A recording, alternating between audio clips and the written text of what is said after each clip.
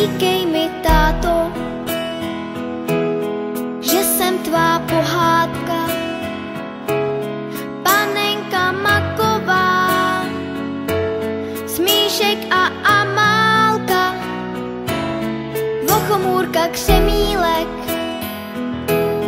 Emanuel Motýlek,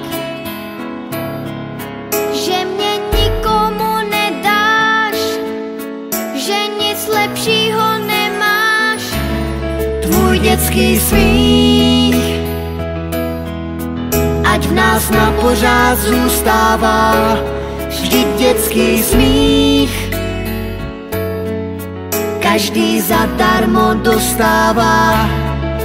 Ať se ze světa vytratí všechno, co se vyplatí.